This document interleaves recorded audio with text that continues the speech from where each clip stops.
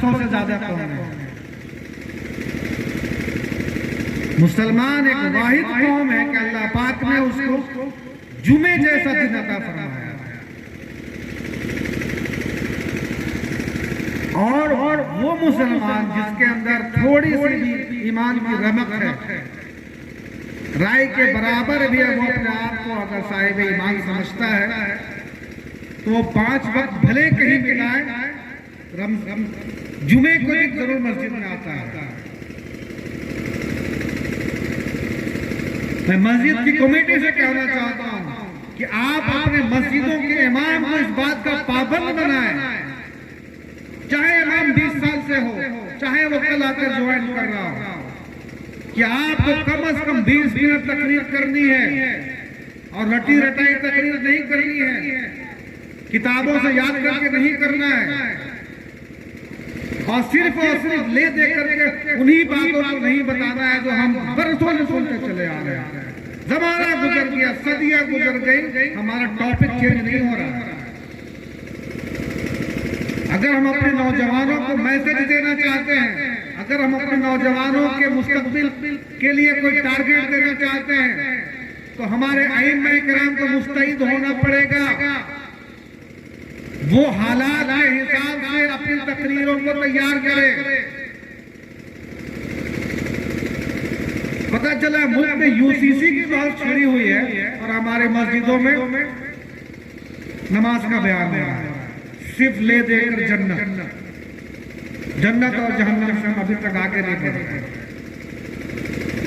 आप बताएं तो सही नौजवानों को, अपनी कौम को, यूसीसी है क्या, इसका फायदा क्या है, इसका नुकसान क्या है, कौन बताए? ये दिन जो जुमे का दिन है, ये अल्लाह पाक का बड़ी खास इनाम है उम्मत मोहम्मदिया सल्लल्लाहु अलैहि वसल्लम। दूसरी कोई कौम हफ्तावारी कहीं इकट्ठा होने का नजर नहीं है।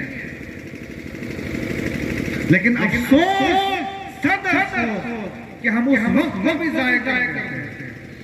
हमारा नौजवान मस्जिद के इर्द गिर्द मंडराता रहेगा, लेकिन वो 20 मिनट पहले मस्जिद नहीं पहुंच सकता है। हमारे वो बूढ़े मस्जिद पहुंचते हैं जो जाकर 20 मिनट के आराम से नींद मारते हैं, क्योंकि उनको पता है कि पिछले हफ्ते इमाम साहब ने जो बात कहा था वही इस हफ्ते कहेंगे, बहुत होगा तो 3 हफ्ते पुरानी बात को इस हफ्ते कहेंगे, कुछ नयापन लाने का चक्कर में। आप ऐसा मैसेज दें, आप अपने तकरीरों की ऐसी तैयारी करें कि एक नौजवान आपकी बात को सुनने का ख्वाहिशमंद हो, वो खिंचता हुआ आए कि आज इमाम साहब कोई नई बात बताएंगे।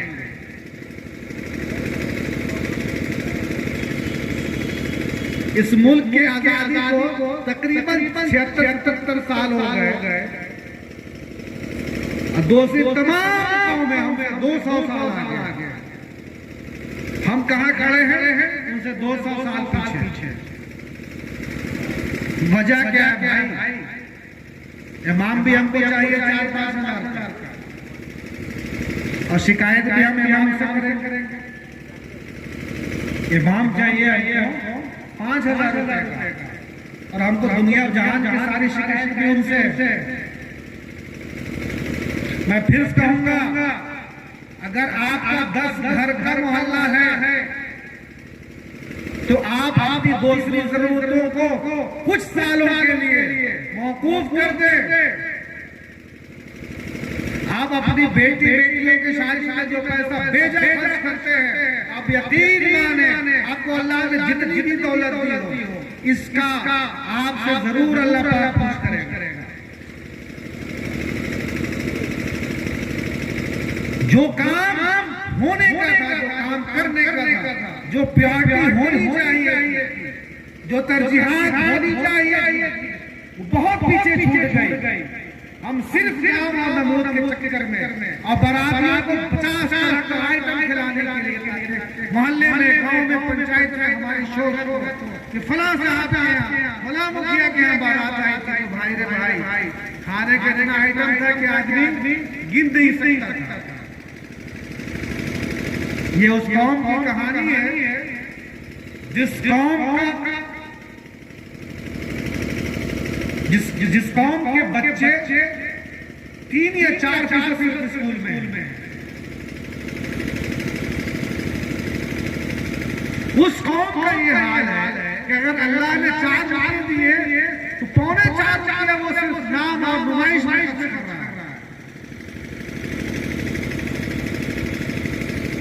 निकाह को आसान बनाए। अल्लाह ने दौलत अगर दी है तो जायज और दुरुस्त मसरफ में उसको खर्च करें, कौम और समाज और मुल्क की तरक्की में उसको खर्च करें। अल्लाह ने सिर्फ 2.5% जो मांगा है ज़कात की शक्ल में, उतना दे करके काफी न समझे।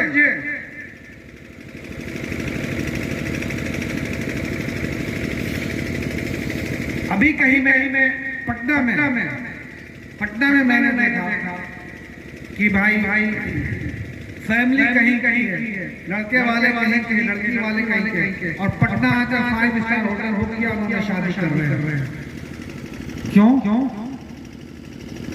अल्लाह ने दौलत दी है।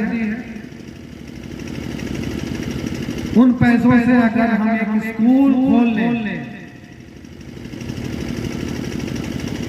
और अपने मोहल्ले के उन गरीब बच्चों को लाकर उसमें तालीम दें, तो आप बताएं कि उसका रिजल्ट क्या होगा, उसका नतीजा क्या निकलेगा कौम और मुल्क के हक में।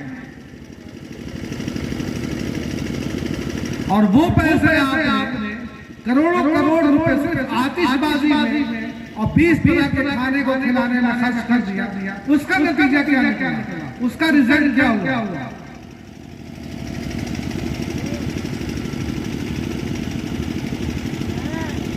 तो मेरे भाई असल जो तकरीर है वो आपको हमारे बड़े जो उलमाए किराम हैं उनसे सुननी है। मैं सिर्फ हाजिर हो गया था कि आपकी चंद बात आपसे कह सकूं। अगर मेरी बात किसी को नागवार हो रही है तो मैं उनसे माजरत खाता हूँ, उनसे माफी चाहता हूँ, लेकिन बात तल्ख जरूर की है। मैं बात हकीकत है। अगर हम आज नहीं जागे तो 20, 25, 50 साल के बाद फिर करना भी चाहे तो कुछ करने का काम बाकी नहीं रहेगा। वाह, अल्हम्दुलिल्लाह रब्बिल आलमीन।